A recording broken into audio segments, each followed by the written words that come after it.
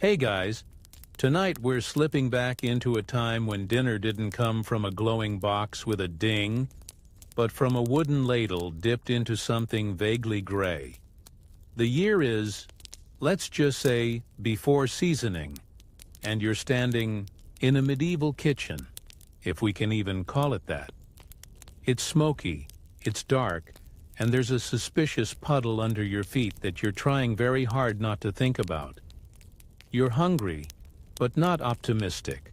The scent in the air is challenging, like someone burned porridge, then tried to hide it under a wet dog. You reach out and lift a lid from a pot bubbling ominously in the corner. What greets you is a beige sludge, dotted with mysterious floating bits that may or may not have once been vegetable. It's dinner. Again. You're going to learn a lot tonight about food in medieval times, and trust me, you're gonna be glad your dinner came from a microwave and not a cauldron. Honestly, you probably wouldn't survive 1 week in this flavorless, bacteria-rich wonderland. So before you get comfortable, take a moment to like the video and subscribe. But only if you genuinely enjoy what I do here. And hey, drop me a comment letting me know where and when you're listening from. Is it 10 p.m. in Tokyo? Midnight in Montana? I'm curious. Now, dim the lights, maybe turn on a fan for that soft background hum, and let's ease into tonight's journey together. You shuffle forward, careful not to trip over the dog, or is that a very hairy chicken, and reach for a crust of bread. It cracks like a dry bone in your hand. This is no soft, warm sourdough. This is trencher bread, baked days ago, meant to double as a plate. You're supposed to eat it after your stew soaks in, but honestly, it might be easier to chew your own. Boot. The fire in the hearth flickers low. There's a spit above it, but nothing's roasting. You glance at the string tied to the ceiling with an empty hook. Once upon a time, meat hung from that hook, slowly turning in the firelight. Now it just dangles, accusingly. Meat is a rarity. You're lucky if you get a sliver on feast days. Tonight, you're looking at cabbage, again. And let's talk about that cabbage. It's been boiled until it's unrecognizable, limp, beige, and oddly gelatinous. You poke it with a wooden spoon, and it sighs, as if it's given up on life, too. But here's the kicker. This isn't even a poor kitchen. This is average, respectable. You're not starving. Yet. See, back then, food wasn't about pleasure. It was fuel, survival. And taste? Taste was an afterthought. You eat what you have, not what you want. And often, what you have smells like. It already walked out the door on its own. Your mouth is dry, so you reach for a drink. There's a jug on the table. Water? Ha, that's adorable. The water here would give your modern immune system a full-blown panic attack. So instead, you sip from a mug of small beer. Basically barley water with a pinch of alcohol, just enough to make it safer than the stream behind your hut. It tastes like someone rinsed a cereal bowl and saved the liquid. But hey, it's wet. You chew slowly, mostly to buy yourself time. There's a chewy lump in the soup, maybe turnip, maybe not. You try not to ask questions. And here's something odd. No one's eating alone. Meals are communal. You're sitting shoulder to shoulder on a bench, elbow deep in the same bowl as your neighbor, hoping they wash their hands. Spoiler, they didn't. At least you're not in summer. In July, food spoils faster than gossip. Without refrigeration, everything's a ticking time bomb. The stew you're eating now? It was probably yesterday's stew. And the day before. Maybe even the week before. They just keep adding more stuff to it. It's a perpetual stew. One pot, eternal mystery. Here's a weird fact. Sometimes people added stale bread right into the pot to thicken it. So in a way, you're eating recycled dinner, thickened by recycled dinner. The fire pops, and you notice a black iron pan crusted over with something that might have been meat once. You ask the cook what it was. She grunts. Might have been squirrel. Might have been cat. Honestly, she's not sure anymore, and neither are you. But hey, not everything was doom and gloom. There were feast days, big ones, weddings, harvest festivals, saint days. That's when they broke out the good stuff. Whole pigs stuffed with birds, birds stuffed with herbs, herbs stuffed with other herbs. A nesting doll of questionable edibility. But those days are rare. Tonight, you get beige stew and judgmental cabbage. Still, you eat. Because the alternative is going to bed hungry. And trust me, the straw mattress with fleas already has enough issues. You glance at the ceiling and spot bundles of herbs. Thyme, sage, maybe rosemary. Not for cooking. Oh no, those are air fresheners. To keep the stink manageable. Medieval Febreze. And the smell isn't just from the food. Remember, there's livestock inside the house. Yes, inside. The cow sleeps near the door. The chickens wander freely. You swat one off the table mid-bite. It squawks indignantly. You try to focus on your meal. The stew has cooled to a lukewarm sludge. You scoop one last bite and chew with resignation. A small crunch. You pause. Was that a pebble? Or a beetle? You decide not to know. Here's something to amuse you before you drift off. Nobles had it better, sure, but not by much. Their kitchens were larger, their ingredients fancier, but their food often arrived cold because it took so long to get from the kitchen to the hall. No heat lamps in castles, folks. Also, they believed spices heated your body and could throw off your humors. So if you were sickly, your doctor might tell you to lay off the pepper and eat more boiled oats. Meanwhile, your stomach grumbles again. But it's not hunger. It's negotiation. You lie down on your pallet, belly full of stew and caution, the air thick with wood smoke and goats. And as your eyes close, you whisper to yourself, "At least tomorrow is market day. Maybe there'll be cheese, or bread that doesn't shatter on impact, maybe even an apple. Maybe, but for now, let yourself slip into that soft, cabbage-scented darkness. Tomorrow, we'll chew through more of history's tasteless moments together. The morning sun pokes through a crack in the wooden shutters, lighting up the dust in the air like tiny golden dancers.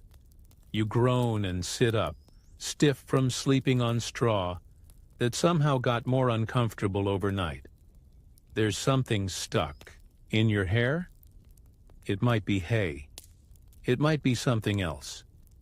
You don't ask. Your stomach mumbles again. Not out of hunger.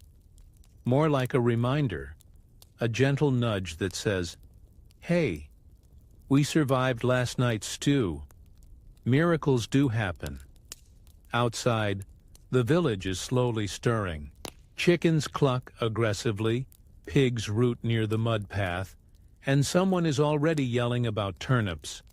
You pull on a coarse tunic and make your way toward the market, your feet thudding on the packed dirt road.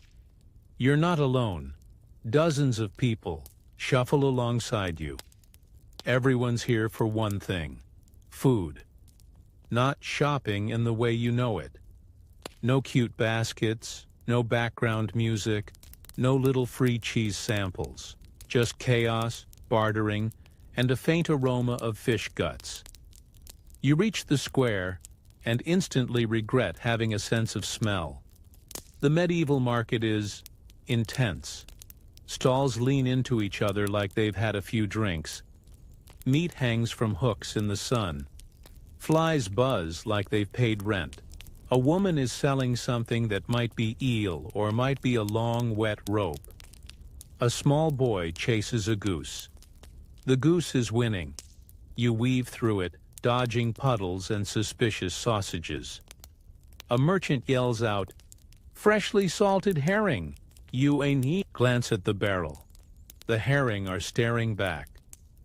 Their glassy eyes whisper, "We were not meant for breakfast." This is what fresh means here. Not so much recently caught, but heavily preserved. Salted, smoked, dried. Whatever it takes to make food last through a season or three. You pick up a piece of smoked fish. It's like holding a fossil. If you dropped it, you're pretty sure it would shatter. Salt, by the way, is the MVP of this world. It's not just a flavoring, it's a survival tactic. Without it, nothing lasts. Meat, fish, even some vegetables get packed in layers of the stuff. Your body craves it, but also, your budget hates it. Salt is expensive. Really expensive. So most people, like you, eat just enough to avoid scurvy and depression. You pass a bread stall next. The loaves look like someone carved them from bricks. You tap one. It doesn't budge. You tap again. Still no. The baker glares at you. You smile nervously and keep walking. Now here's a funny thing. Most of this bread is made from rye or barley, not wheat. Wheat is for the rich. You get the dense, chewy stuff that sticks to your teeth like shame. Oh, and you better check for ergot, a fungus that grows on rye. Eat enough of it, and you might see visions, dance uncontrollably, or believe you're turning into a turnip. Some people think it caused entire outbreaks of madness. Others argue it wasn't ergot at all. Historians still debate whether those strange behaviors were from spoiled bread or just boredom and cold. You lean over a barrel of apples. They're small, bruised, and vaguely suspicious. One has a worm already halfway out like it's greeting you personally. You nod politely and move on. There's a man selling pies. They smell promising.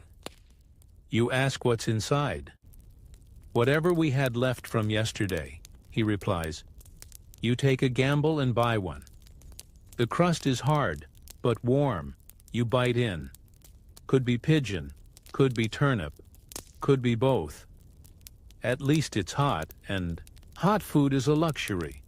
Most people eat things cold or room temperature. You don't get ovens at home. You eat what the fire allows. Stews, porridges, maybe some roasted root vegetables if you're lucky. You wander past the dairy woman.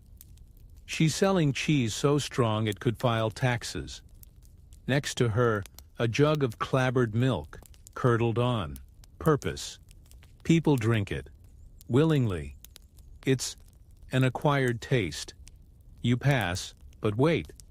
Something catches your eye. A basket of eggs. Actual eggs. You rush over. She eyes you warily. "You want the clean ones or the cheap ones?" she asks. You blink. "There's a difference?" She lifts the basket. One side has gently speckled beauties.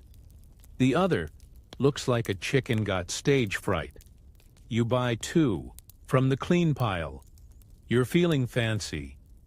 By now, the sun is rising higher, and so is the stink.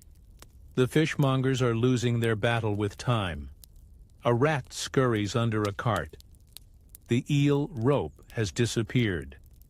You start heading back, arms full of purchases and questions. What are you going to cook? Probably another stew. Always a stew. But hey, at least you got eggs. That's practically brunch. You pause as a bell rings in the distance. Noon. Somewhere a noble is being served pigeon in almond sauce. carefully cooked by servants on dishes made of pewter. It's piping hot, seasoned, and served with wine. You're about to boil yesterday's turnips with today's regrets and call it soup. Still, it's not all bad. There's a rhythm to this world, a simplicity. You know where your food came from. You saw it, touched it, bartered for it.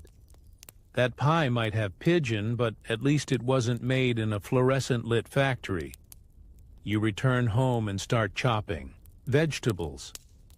Your neighbor's goat watches you like it's judging your technique. You stir the pot, add a pinch of salt, then maybe a second. You crack one egg in, feeling like royalty. It's not glamorous. It's not even fully appetizing. But it's warm. And it's yours. As the fire crackles and the pot bubbles, you think about tomorrow. Maybe you'll try for flour, or honey, or even, dare we say, pepper. You smile faintly. There's always another market day.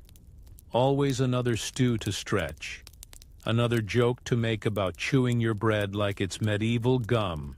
And as the shadows grow longer, and the village settles into its evening hum, you sit down with your humble bowl of soup, one egg floating in the middle like a prize. And you eat, slowly, carefully. Grateful the worm stayed in the apple this time. The next morning arrives wrapped in fog and the scent of damp earth. You wake to the sound of someone chopping wood outside your door. Rhythmic, determined, and slightly offbeat, like a drummer who never quite found their groove. You stretch, feeling every joint protest, and decide it's time to visit someone with better food than yours. That means one thing: the manor. Now don't get excited. You're not getting invited to dine at the Lord's table. No. You're going to sneak into the kitchen, maybe offer to carry something, scrub a pot, chase a goose. Anything that gets you near a cook with access to real ingredients. Or, at least something warmer than cabbage tea. You walk the narrow path toward the stone manor house, your feet squelching in the mud. A pig snorts at you from a puddle. You nod back respectfully. In this era, pigs are neighbors, not bacon. The manor looms ahead, slightly crooked from centuries of being rebuilt with more enthusiasm than architectural skill. You knock on the side door, and the cook's boy, Cedric, all elbows and perpetual, crumbs on his chin, lets you in with a grunt. Inside, it's a whole different world. The kitchen is alive with motion, steam rising from cauldrons, fire roaring in a wide hearth, servants shouting and chopping and tripping over each other like it's a culinary war zone. You take it all in: the heat, the smells, the actual meat on skewers. You try not to cry. A woman near the back is seasoning something. Seasoning, you whisper to yourself, like some kind of sorceress. You offer to help, and before long you're peeling onions with tears in your eyes, partly from the fumes, partly from joy. This kitchen isn't just about food, it's about status. The manor's lord isn't eating your beige stew. He's getting roast goose, spiced wine, maybe even something exotic like almonds or, dare we dream, saffron. Saffron, a spice so precious it's basically powdered gold. You ask if you can sniff it. The cook says no. You ask again. She throws a spoon at you. Fine. You move to the spit and help turn a roasting bird. It smells divine, basted in verjuice, sour, grape juice, crusted with herbs. You glance at the bucket of kitchen scraps nearby. Even those look tastier than your dinner from last night. But here's the catch. It might smell better, look fancier, but it's still medieval food. Most noble meals are overcooked, drowned in sauce or served cold. Why? Because everything takes time to prepare and longer to haul from kitchen to table. Your turnip soup at least arrived hot. Mostly. You eavesdrop as one of the scullery maids talks about the feast being prepared tonight. Some visiting noble. That means one thing: elaborate, over-the-top food art. Like a roasted peacock sewn back into its own skin and feathers. Yes, they cook the bird, then redress it like it's going to a ball. It's dramatic and slightly terrifying. A little-known fact? Sometimes they served mock food, like fake eggs made of almond paste, dyed and shaped to fool people.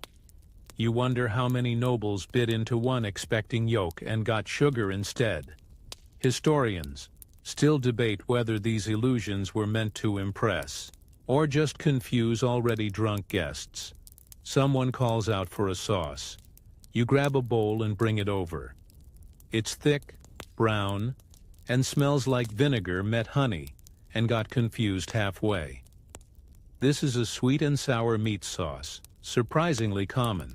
Nobles loved mixing tastes, partly to show off their access to sugar and spices, partly because it masked the taste of less than fresh meat. You don't ask how old this goose is. It's probably better not to know. And here comes your favorite part. The trenchers. Just like your hard bread back home.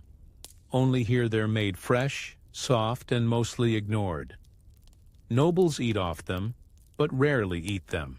Instead, they toss them to the poor afterward, sometimes literally throwing them out the windows. It rains bread on peasants like some medieval Oprah episode. You finish your chores and sneak a bit of leftover pie crust. It's buttery, flaky. You almost cry again. Then the steward walks in, tall, grim, with a beard that could house a family of sparrows. He eyes you. You don't work here, you freeze. Caught. No pie is worth dying for. But he sighs and waves you off. Take a bone and go. A bone! You practically skip home with it, cradling the prize like a sacred relic. There's still a bit of meat on it. You don't care what animal it was. You're going to boil it, then boil it again, then maybe one more time for good luck. Back at your hut, you drop it in the pot and stir. Steam curls up. You add in some limp carrots and the half onion you hid from yesterday. Suddenly it smells like victory. You eat slowly, savoring the rich broth like it's fine wine. The bone glows softly in the firelight. You may not live in a manor. You may not have saffron or almond eggs or elaborately feathered poultry sculptures. But tonight you dine like a king. As you finish the last spoonful, you stare into the pot and dream of the next manor feast. Maybe next time they'll toss out some cheese, or a bit of saffron, or a peacock feather. You'd settle for the feather. The fire crackles. The wind rustles the thatch above. You lean back, full for once, and let your eyelids drift lower. And, somewhere in the distance, a noble sneezes, probably from too much pepper in his pear sauce. You wake to the gentle hum of rain tapping the roof. Steady, soothing, like a lullaby played on soggy drum skins. It's the kind of morning that makes you want to stay under your threadbare blanket and pretend you're royalty under silk. But your stomach has opinions. Loud ones. You roll out of bed, step directly into a cold puddle on the floor, and curse whatever medieval architect thought that dirt floors were a good idea. The rain's been seeping in all night. Again. No matter. Today you've got a plan. A bold one. You're going to hunt, not with a spear or bow, don't be ridiculous, but with charm and passive aggression. You heard that the local priest's kitchen is flush with preserved goods this season. Dried beans, lentils, even honey. You throw on your least muddy cloak and make your way down the village lane, dodging pigs, puddles, and a goose with unresolved anger issues. The chapel looms ahead, stone and solemn, smelling faintly of incense and damp hay. You step inside, partly for your mission, partly for the warmth. The priest is at the altar mumbling Latin. You wait respectfully, then less respectfully, then loudly clear your throat. He turns. He knows that look on your face. You're not here to confess. You're here for beans. He sighs and gestures for you to follow. You trail him into the small back room where the monastery stores its goods. You inhale. It smells like dried herbs, musty books, and hope. He points to a sack. Lentils. Actual lentils. You could weep. With enough garlic and thyme, they almost taste like something. You offer to help shell herbs in exchange for a scoop. He nods, a transaction older than gold. You sit and start picking thyme leaves, while he mumbles about saints and food preservation. Turns out monasteries were some of the most consistent places to find decent food in the Middle Ages. Why? Because monks didn't just pray. They planted, preserved, and planned. Many monasteries had gardens, fish ponds, and even beehives. They knew how to make food last, not with flavor, but with function. You glance around. On a shelf above the priest's head sits a jar of honey. Real, sticky, golden honey. A medieval miracle. Sweeteners were rare and expensive. Sugar was barely a rumor. Imported, exotic, and mostly used by rich folk to medically balance the humors, whatever that meant. But honey? Honey was local, accessible, sacred even. It sweetened gruel, coated fruit, and sealed wounds. That's right. Honey wasn't just food, it was medicine. And unlike milk or meat, it didn't spoil. Archaeologists once found 3,000-year-old honey in an Egyptian tomb, and it was still edible.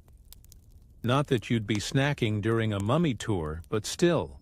Historians still debate whether medieval people understood honey's preservative powers, or just thought bees were tiny golden alchemists.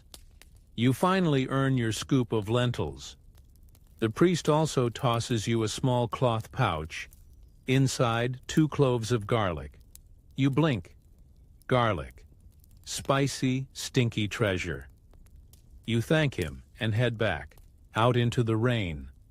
The goose eyes you suspiciously. You eye it back. Not today, feathered nemesis. Back at your hut, you start cooking. The fire flickers low as you dump the lentils into a pot and add water. Murky from the well, but hopefully not too lively.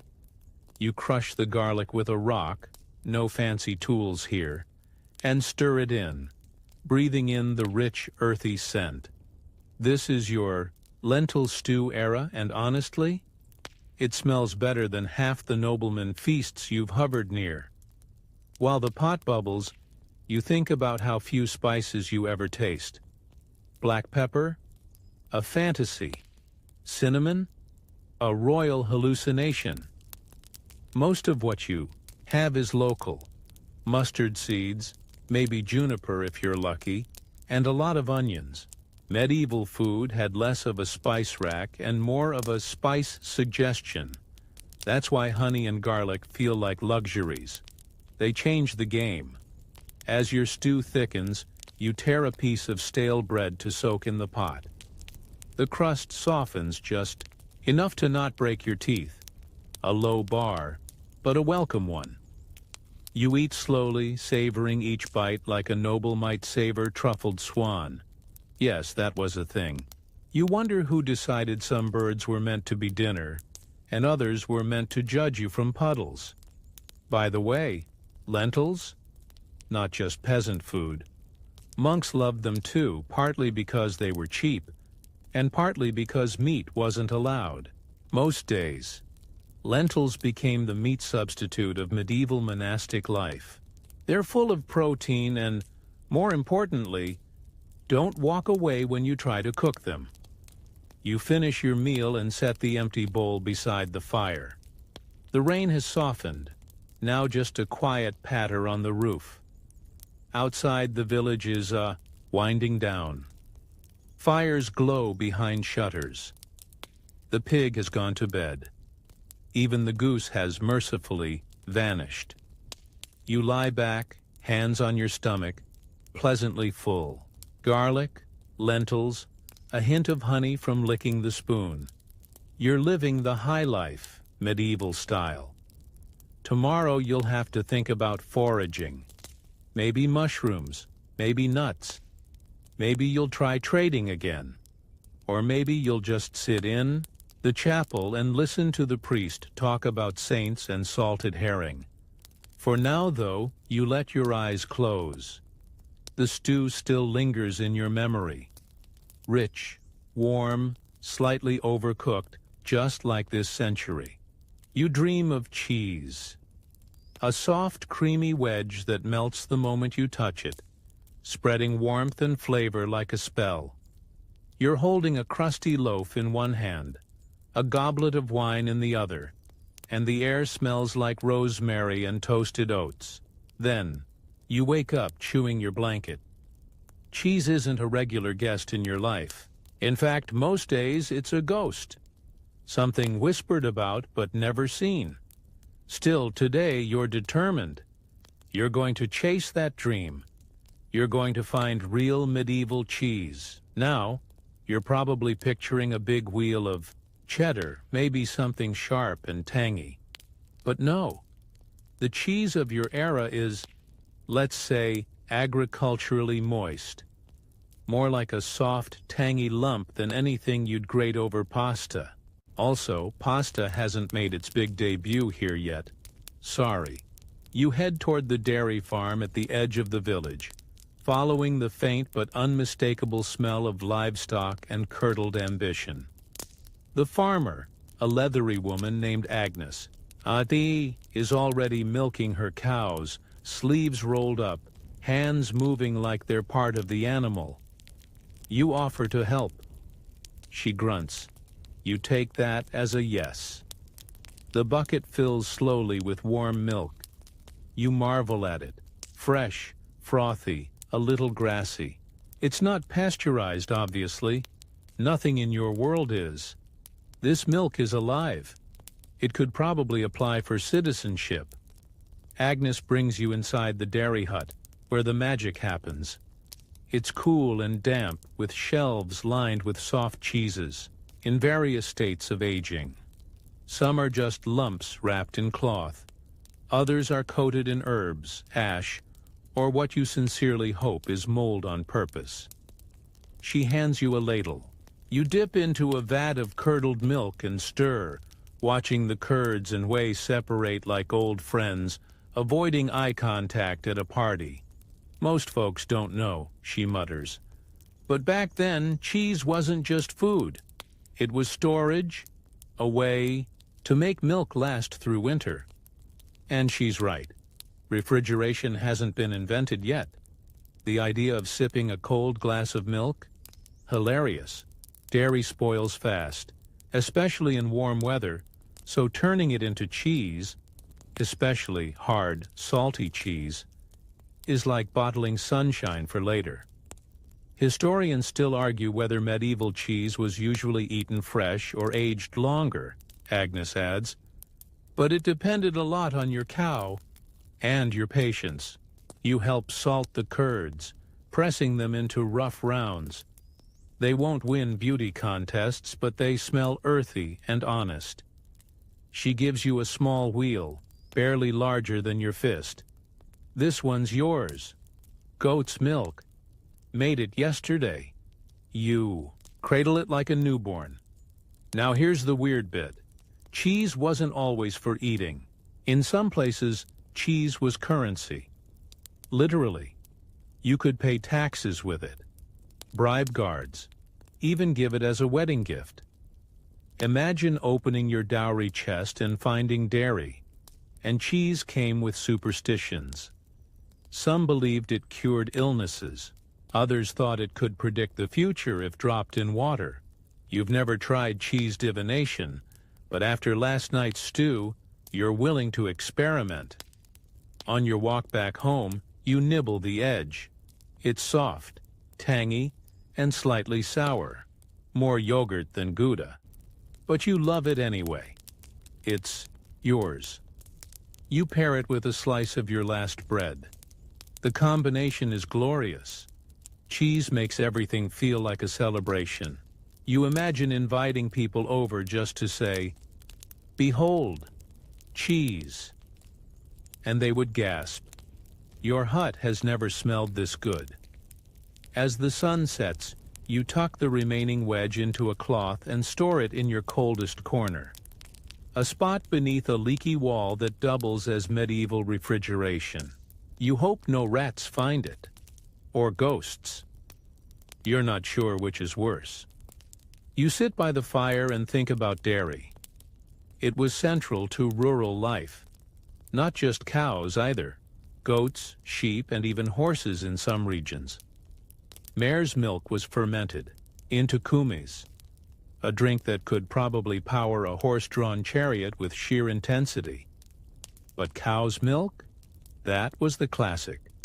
Though honestly, you're starting to think medieval people were lactose intolerant but in denial.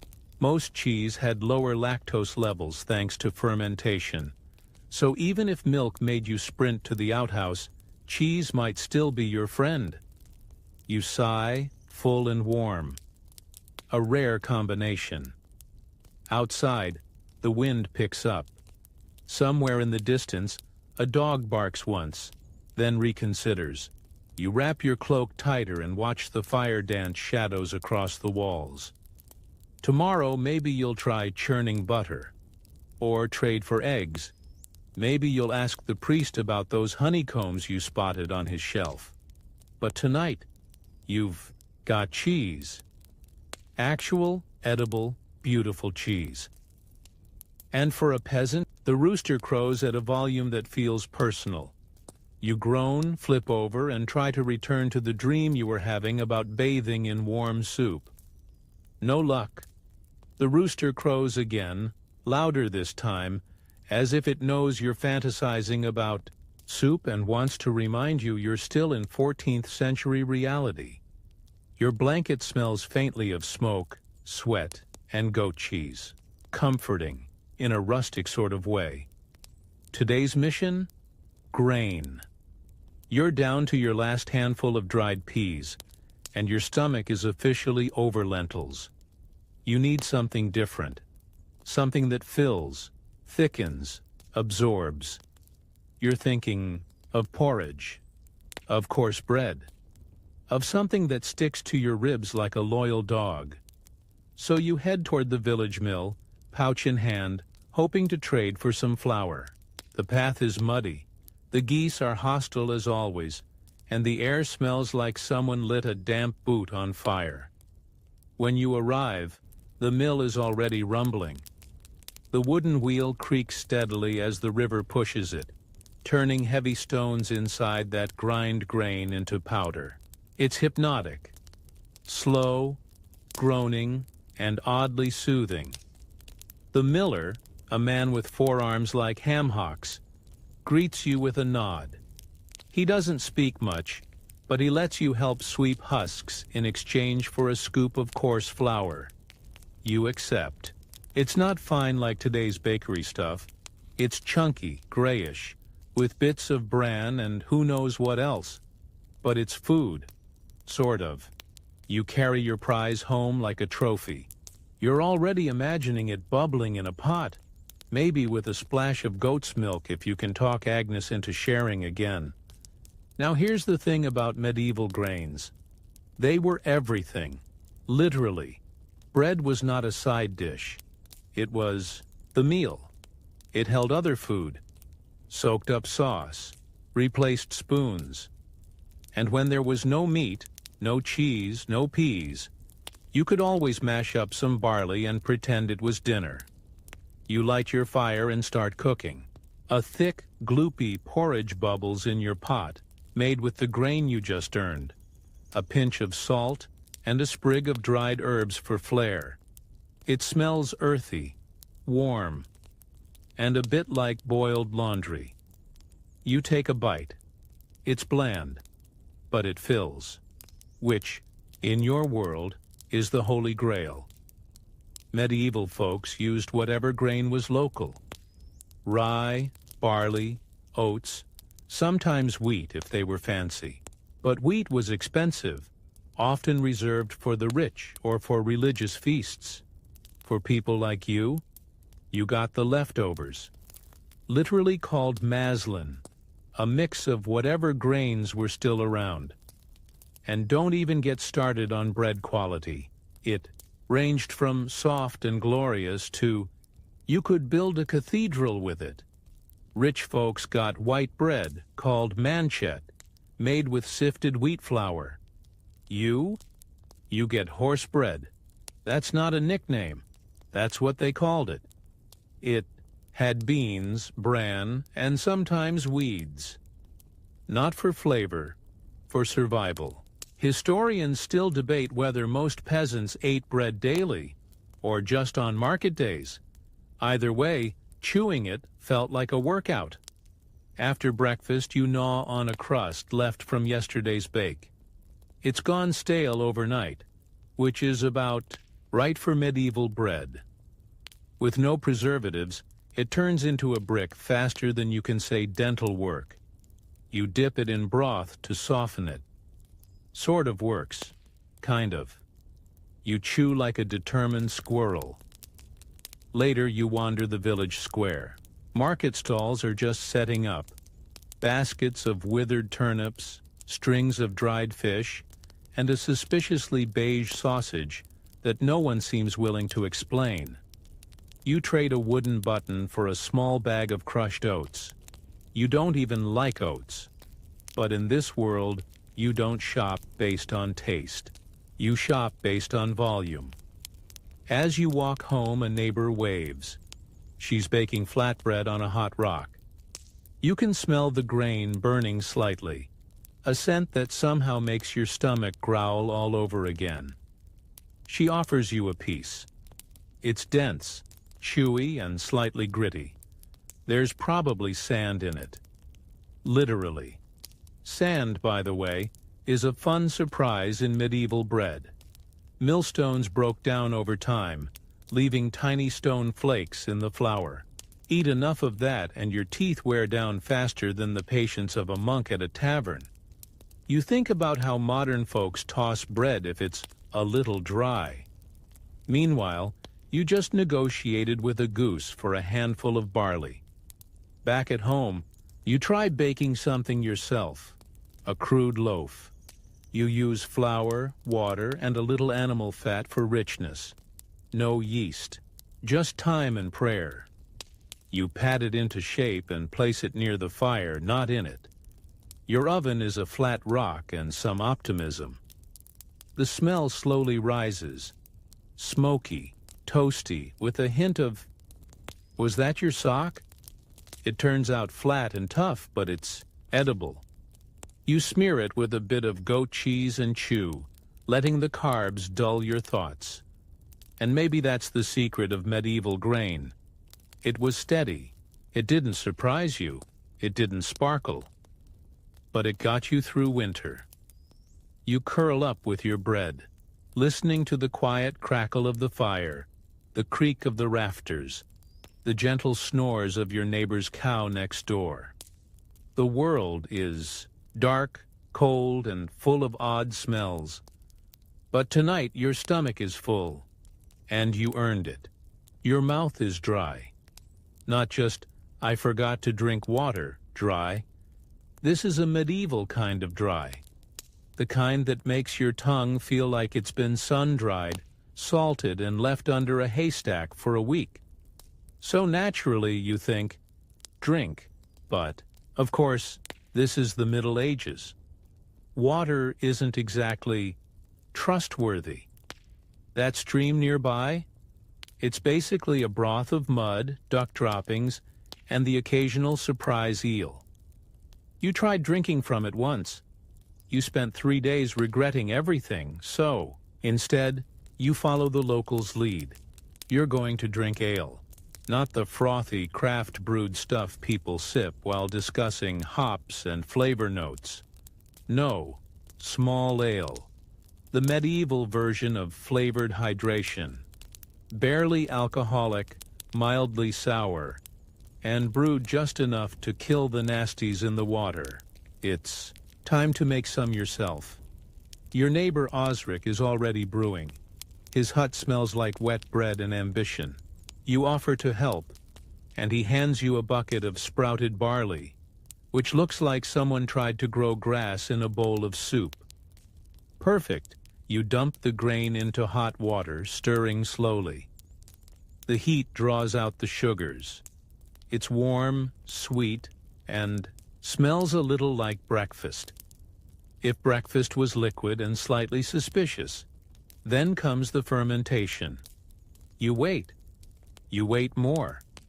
You wait so long you start questioning your life choices.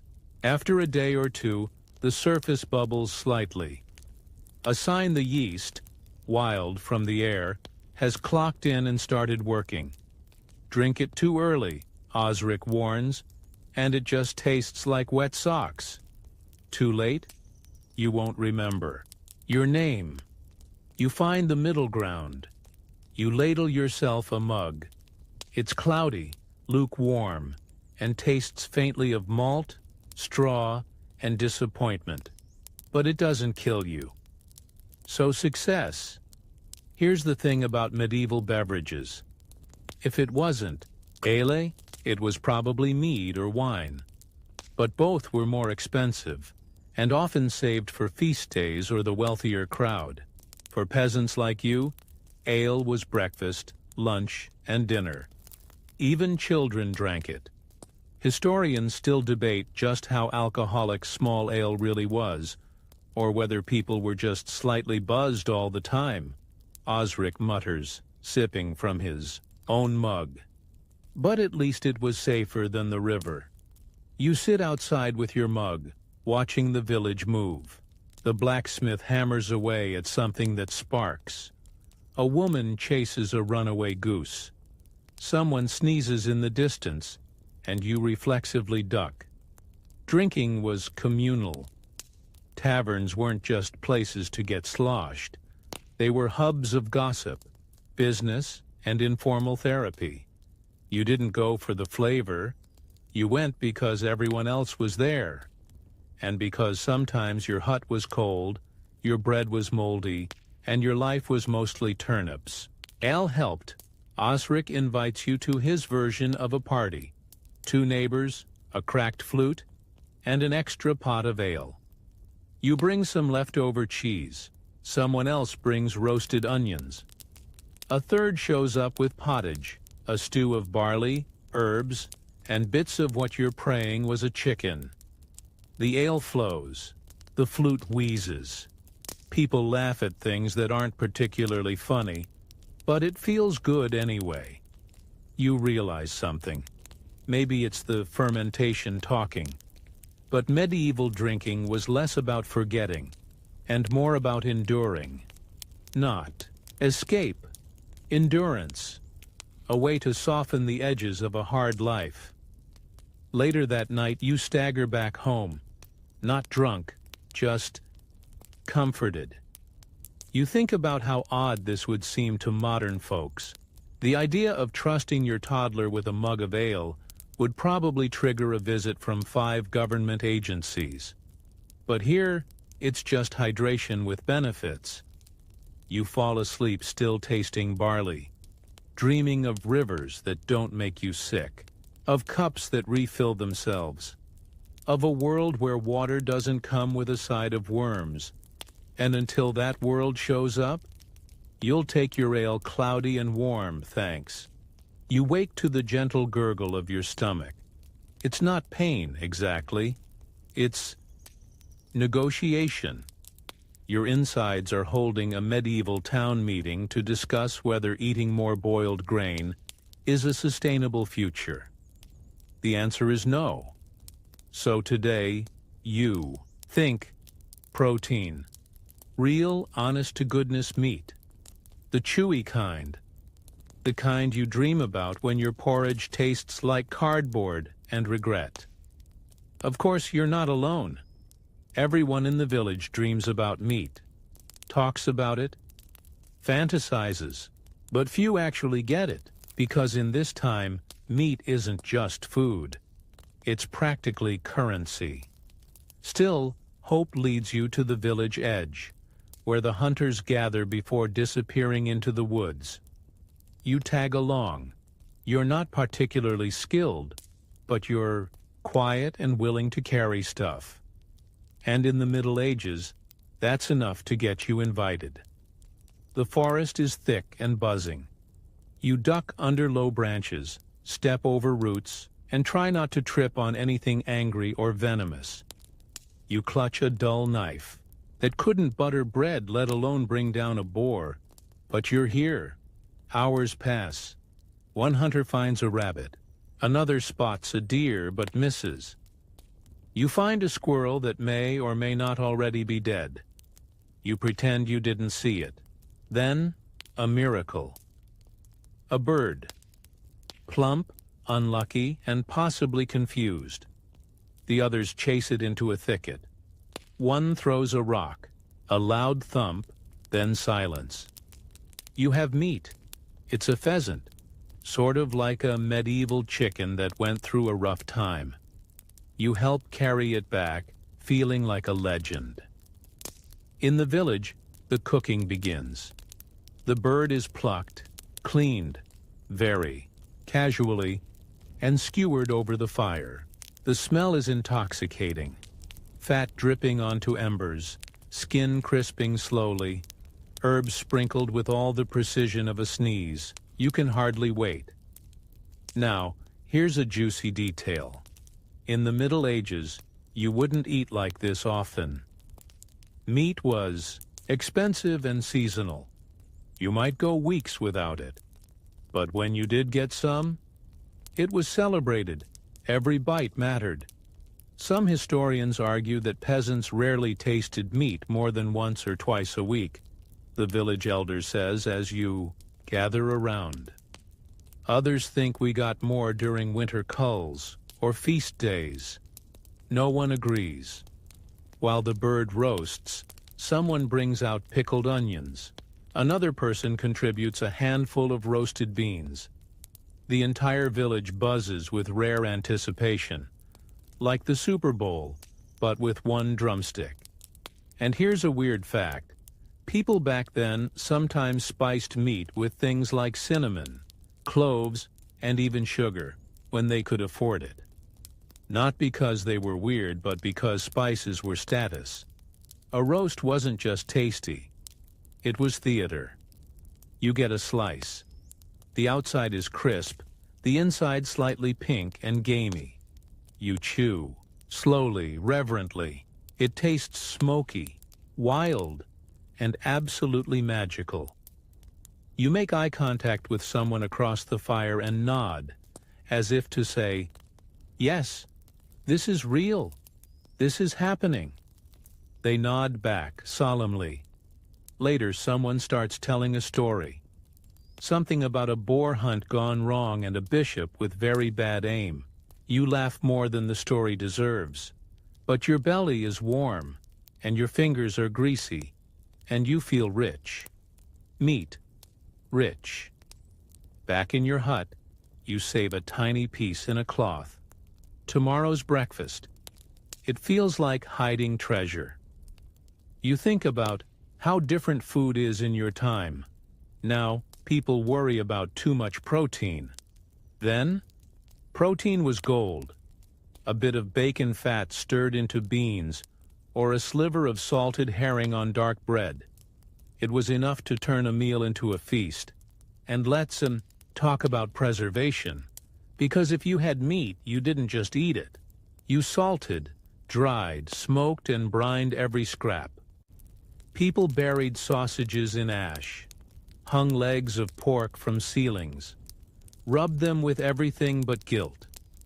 You fall asleep thinking about those spices, about cinnamon and peppercorns sailing across the world just to find your mouth, about merchants whispering prices that made nobles flinch, about meat that meant you mattered, and tonight, you did.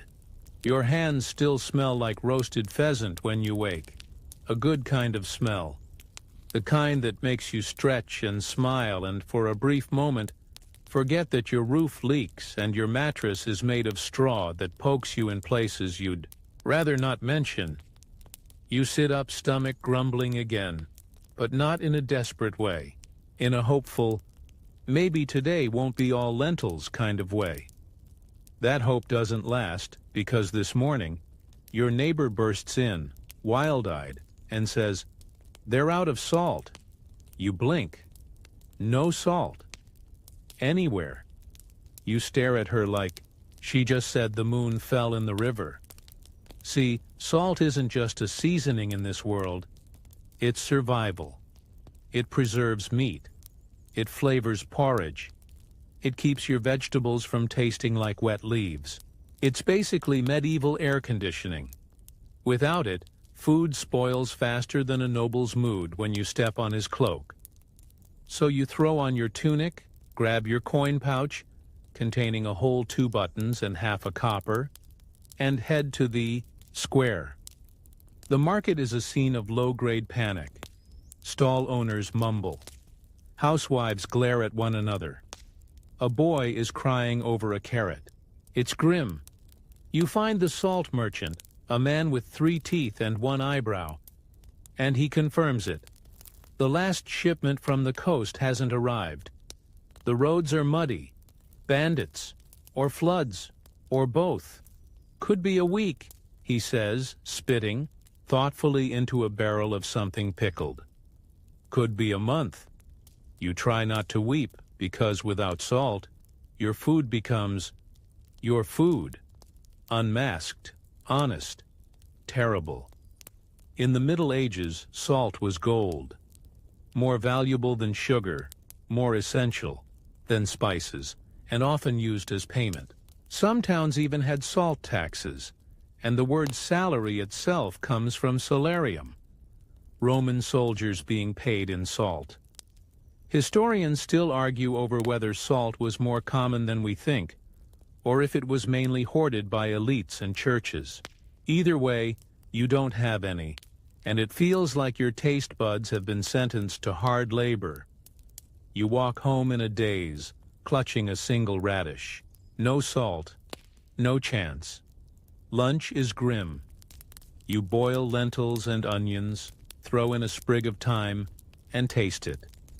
It tastes like water that gave up. You try adding ash, an old trick.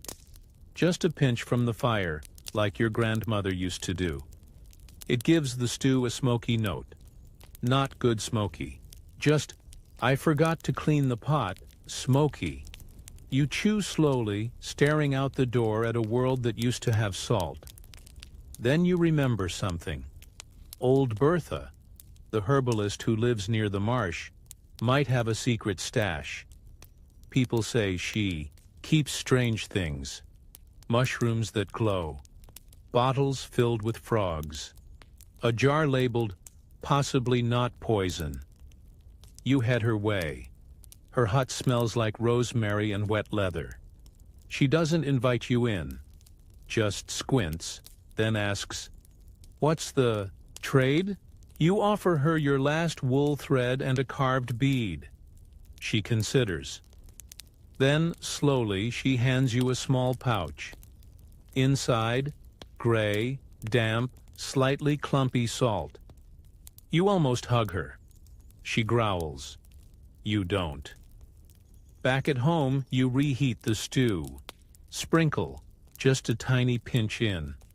The flavor blooms. Not like fireworks. More like a candle catching light. The onions taste brighter. The lentils feel rounder. Your mouth thanks you in ancient languages. It's not delicious, but it's possible now. You realize salt is the quiet hero. It doesn't announce itself. It doesn't need praise. But when it's gone, you feel the void. And now you understand why medieval castles had entire salt cellars, or why kings gifted salt blocks like fine jewelry, why peasants sometimes walked miles to trade for it, why towns fought over it. You think about modern times, salt packets tossed carelessly in drive-thrus, low-sodium diets. And here you are, treasuring a gray handful like it's a sacred relic. That night, you bury the pouch in a cloth and hide it under a loose floorboard. You sleep better knowing it's there. And somewhere in your dreams, you're at a table where everything is perfectly salted. Eggs, stew, even the bread. It's not paradise, but it's seasoned. You wake to the sound of someone yelling about fish, loud, urgent yelling. The kind that says either someone's just caught something miraculous, or someone's fish has gone missing. In the Middle Ages, those were basically the same event. You shuffle outside, squinting against the morning light. Sure enough, at the edge of the village square, there's a small cart wobbling into place. On it, eels. Wet, wriggling, gleaming in the sun like angry noodles. The eel seller grins proudly. "Fresh from the river," he shouts. "Only slightly. Bitten." You are not thrilled, but then again, fish is life in this time. You don't get to choose your cravings.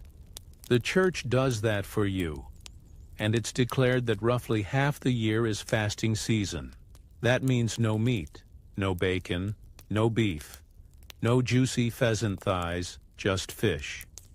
Glorious, wet, sometimes terrifying fish. You wander over. Eels are wriggling in a basket. Smoked herring hangs like greasy garlands. There's a sad-looking trout you suspect died of boredom. A local monk passes by, clutching dried cod. "Did you know," he says cheerfully, "some nobles used to import fish from the North Sea just to show off during Lent?" You smile politely. Inside you cry. Fish in the Middle Ages wasn't just food. It was status, penance, and survival, all rolled into one. If you were rich, you got sturgeon or oysters. If you were poor, you got pickled eel. And if you were really poor, you got something that used to be eel. You end up buying a single smoked herring. It smells like an old boot, but in a way that says, "I'll keep you alive another day." Back at home, you unwrap it slowly. The texture is tough, like jerky that's been emotionally neglected. You flake off bits into your porridge, just enough to fool your tongue into thinking something exciting is happening. It's not bad. It's fishy, smoky, salty. Thanks to your precious stash. You eat in silence, thinking about medieval fishing techniques. Nets, hooks, weirs, those river traps made from woven sticks that catch fish without the fisherman having to do much. Genius, really. Lazy genius. And you remember hearing that monasteries were hotbeds of fish innovation. Some monks even engineered elaborate fish ponds to farm carp year-round. Others tried to convince the Pope that beaver tails counted as fish, just to make Fridays more delicious. Historians still debate whether that worked. Some say yes, some say no. And one says, "I can't believe I got a PhD to argue about aquatic rodents." You chew your herring and smile. Later that afternoon, you visit the village cookhouse, where a woman is boiling what looks like fish stew. She's stirring with a stick that probably doubles as a walking cane. You ask what's in it. Eel, garlic, parsley, a touch of ale, and secrets. You nod solemnly. Seems legit. She gives you a bowl. It's warm, slightly gray, and smells like something that once lived under a rock. But the taste? Surprisingly complex, rich, earthy, slightly terrifying. Like someone tried to turn a swamp into soup and kind of succeeded. You finish it. Your stomach feels like it's learned something, possibly a lesson about humility. Back in your hut, you open the window for a breeze. Outside, someone's gutting a fish. Kids are chasing a frog. A goose is chasing the kids. You think about how much fish has shaped this place. The rules, the flavors, the religion, how even the poorest family still hangs dried stockfish from the rafters. Hard as wood, bland as dust, but utterly essential.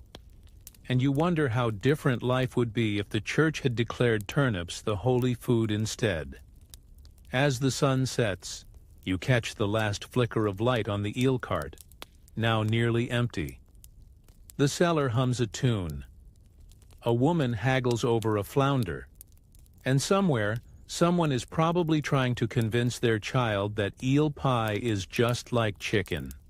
You lie, down, full but confused, and drift off to sleep, dreaming of fish that don't wriggle, of oceans you've never seen, of beavers just swimming suspiciously near the monastery. Morning creeps in through the cracks of your thatched roof like a lazy cat. You're already awake, of course. You've been listening to your neighbor cough for the last hour. It's the kind of cough that says, "Hey, guess what? I've been inhaling peat smoke and sleeping in a moldy blanket since 1324. You sit up, stretch, and immediately regret it.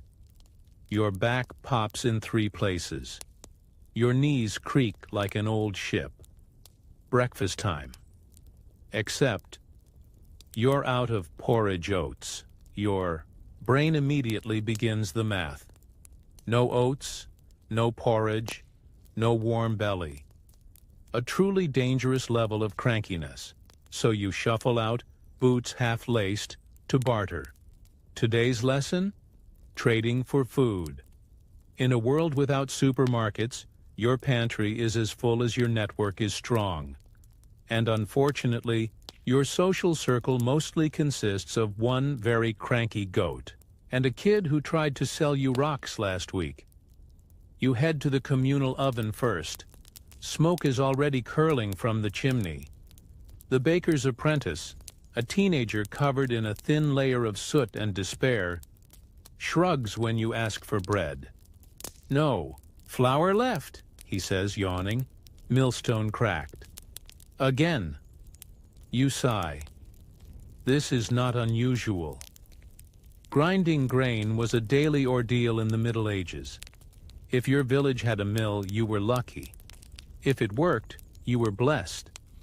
But you often paid the Lord a fee just to use it, the famous banalités. Sometimes he even claimed part of your flour. Mill tax, they called it. Feudal robbery, you mutter. You head to old Greta's house next. She grows barley and occasionally smiles. You bring her a small spool of thread and a story you heard about a dancing monk. She gives you a handful of cracked rye and half, a smirk. Deal.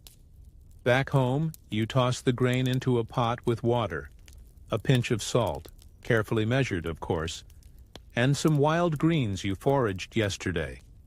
You stir with your favorite spoon. It's not your only spoon, but it's the only one that doesn't wobble when it stirs. As it simmers, your stomach grumbles in anticipation. The smell? Earthy, faintly sour, vaguely hopeful. Now here's a medieval curveball. Did you know people sometimes mixed ground fava beans or chestnuts into their bread to stretch the flour? And when times got really bad, they baked with acorns? That's not rustic chic. That's desperation. But necessity makes cooks of us all.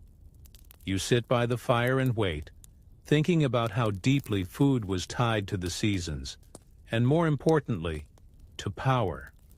The lord of the manor got the best grain. The priest got tithe loaves. And you?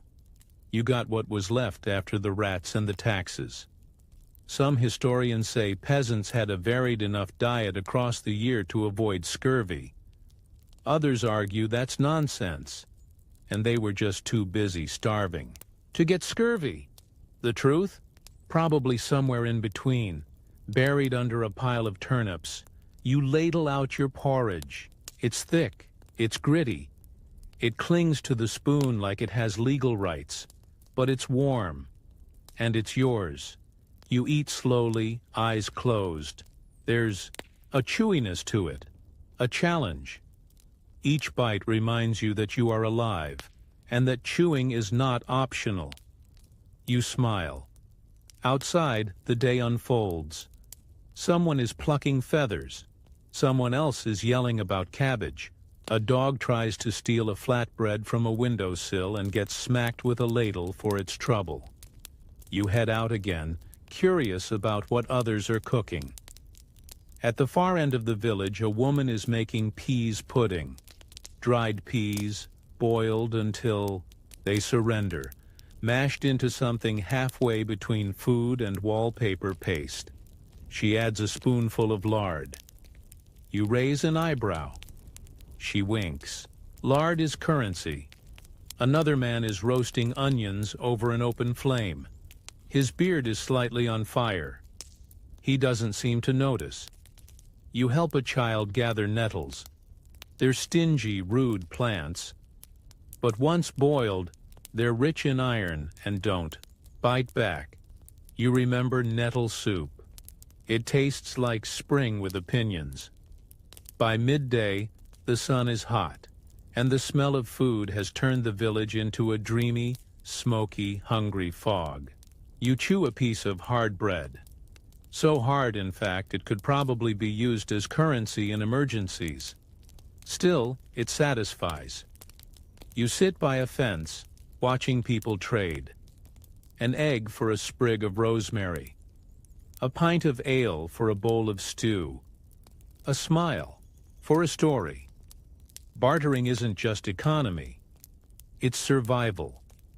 And somehow, strangely, it's also community.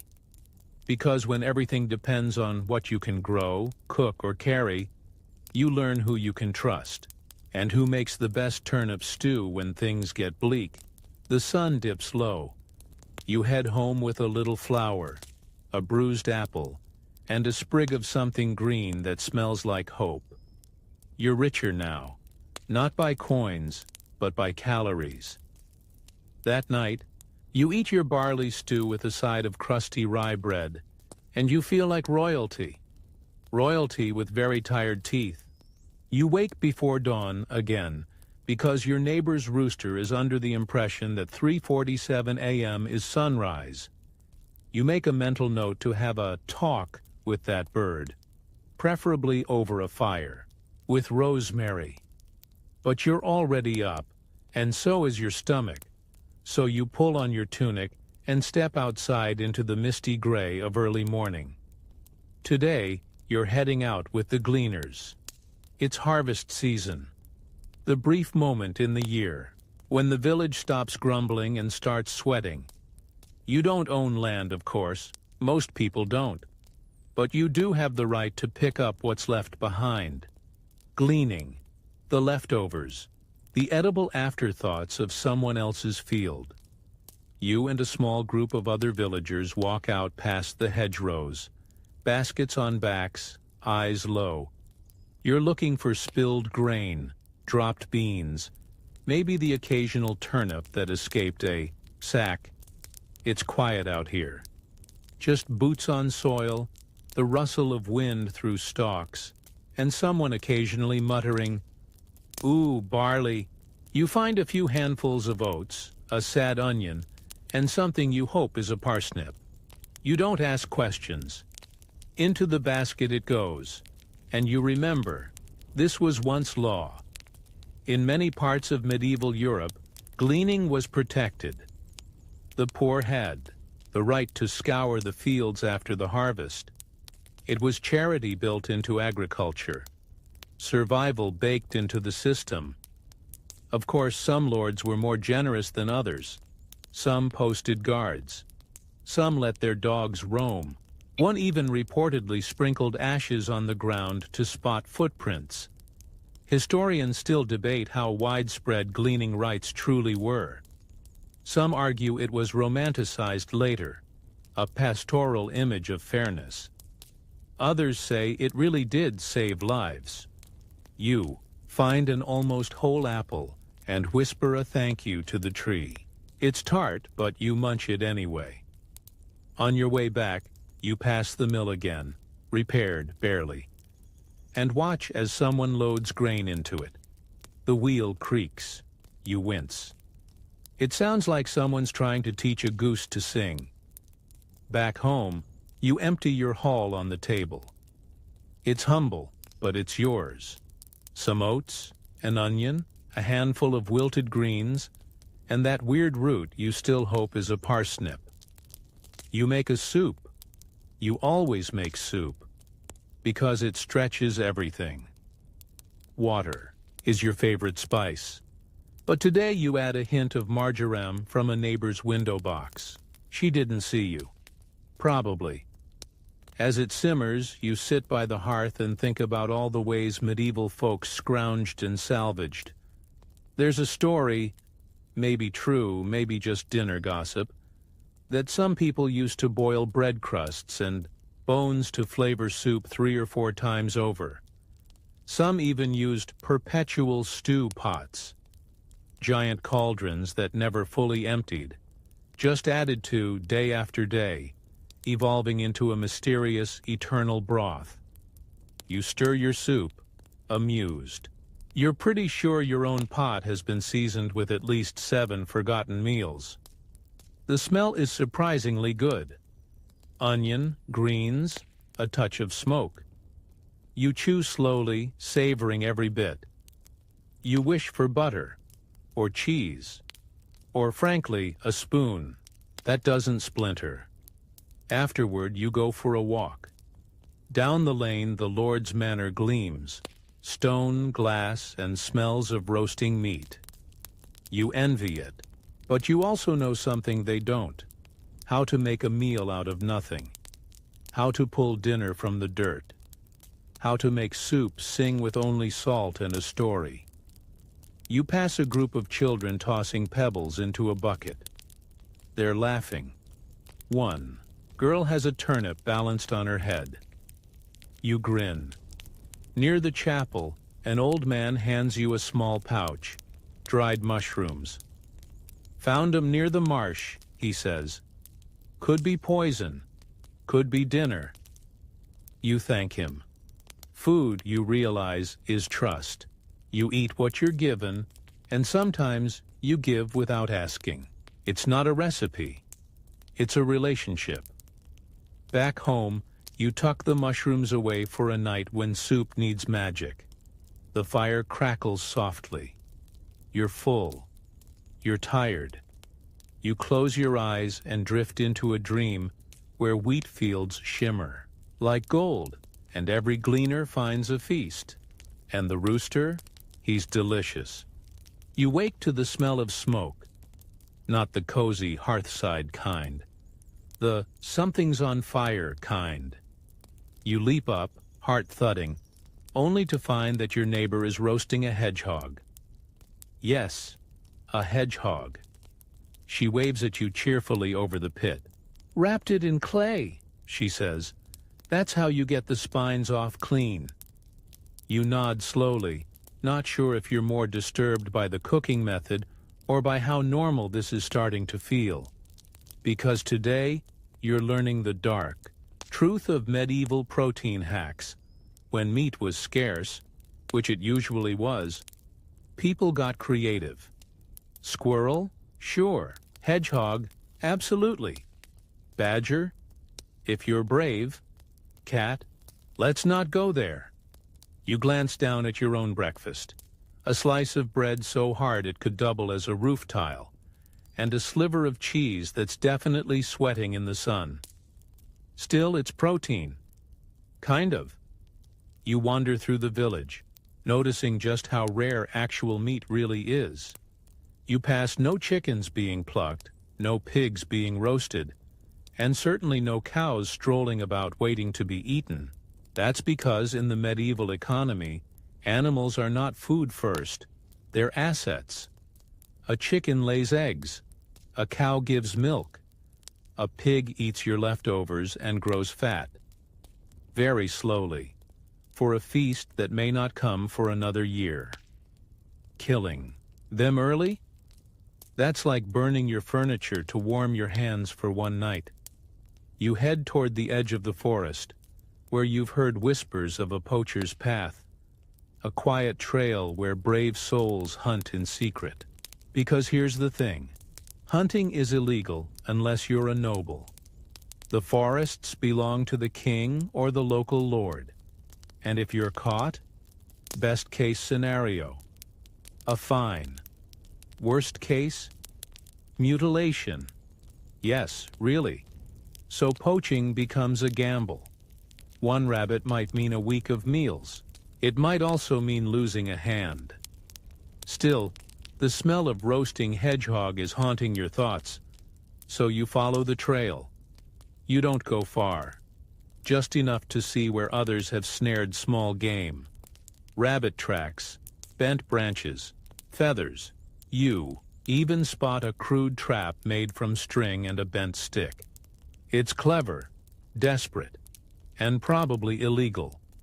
Historians still argue whether poaching was an act of survival or quiet rebellion.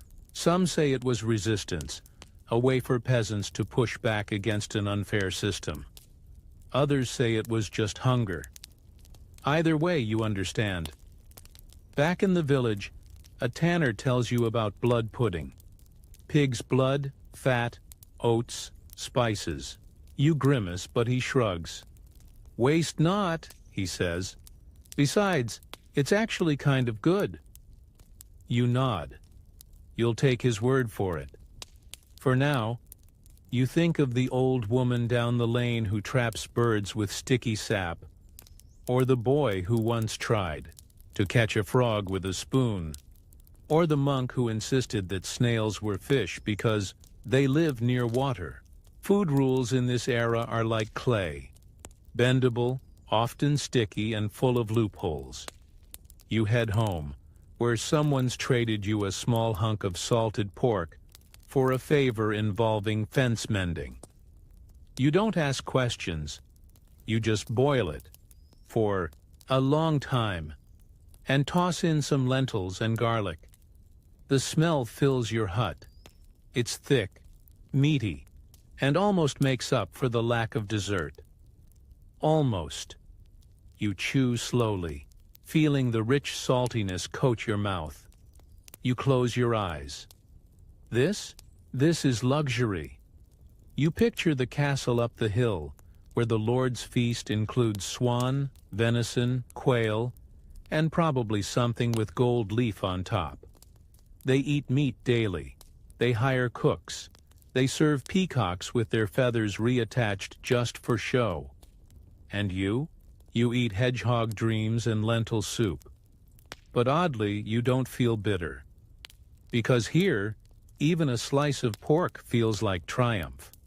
Like beating the odds. Like learning to coax warmth from scraps and satisfaction from effort. As you clean your bowl, you think about what it means to survive. Not just to eat, but to savor. Even when the menu includes animals you'd normally greet, not grill. Outside, the hedgehog is gone. Just a bit of clay cracking in the embers. You smile. You're not full, but you're enough. And sometimes enough is a feast. The morning greets you with the soft creak of the village well and the distant clatter of hooves.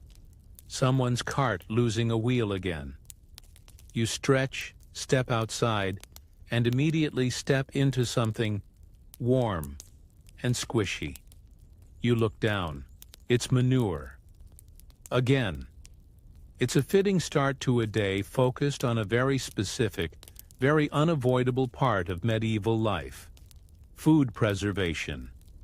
Because you, like everyone else in this time, are terrified of one thing above all: winter.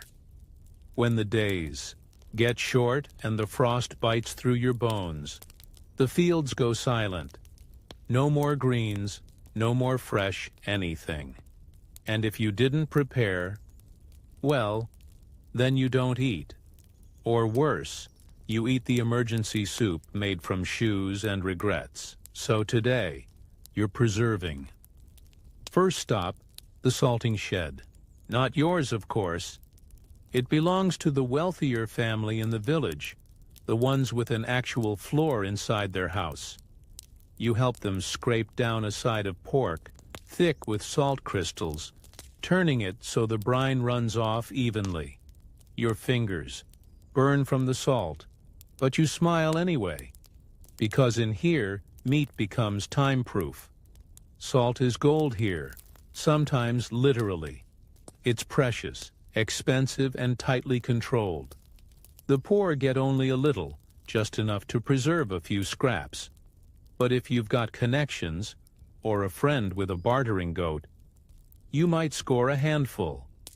Outside, you see bundles of herbs drying from eaves and windows. Thyme, sage, marjoram, not just for flavor.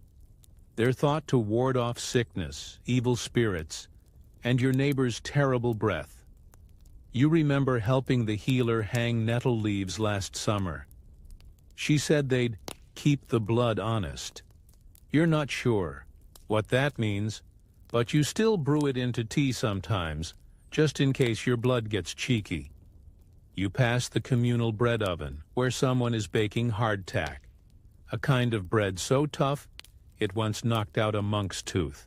It's made to last months, even years, as long as it's kept dry and away from rats, which frankly is wishful thinking.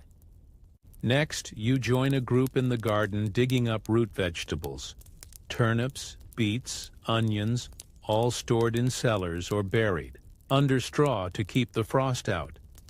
Someone's even made a small pit lined with ash and moss.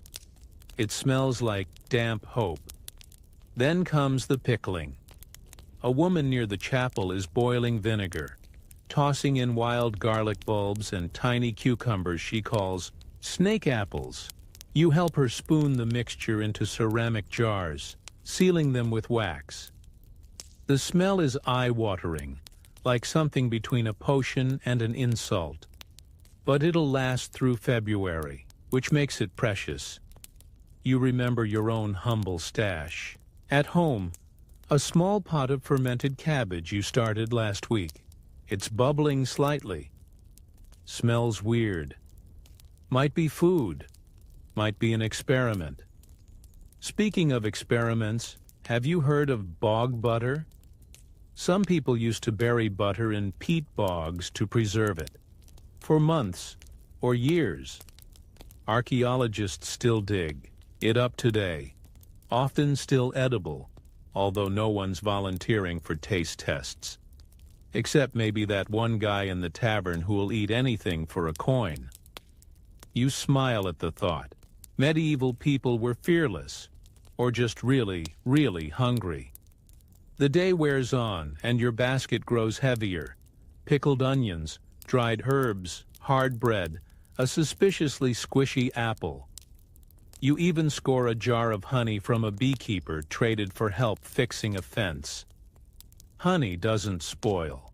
It might crystallize, sure, but it's the medieval version of a time capsule, edible gold, and it was used for everything: sweetener, wound cleaner, sore throat soother, and occasionally disguise for questionable meat. Oh no, that's not spoiled. It's honey cured. As you walk back through the village, you see someone smoking fish over alder wood. Another is hanging strips of rabbit near the hearth, drying them slowly. A child is packing apples in dry straw. All of them are racing the calendar, because the cold doesn't care about excuses. Inside your hut, you rearrange your own humble stockpile. Dried peas, salted greens, a chunk of lard so old it has stories. You seal the cabbage jar tighter and tuck it behind your cloak, just in case it decides to bubble too enthusiastically. Then you sit and you breathe. There's something comforting about these jars and bundles, the quiet evidence that you've planned ahead, that you fought the seasons with spices and salts and a very sharp knife. Sure, winter is coming, but you're ready, or close enough. And when the snow falls and the fire crackles low, you'll pull a jar off the shelf, crack it open, and taste a little piece of summer preserved in brine or honey or hope. And if all else fails, there's always shoe soup.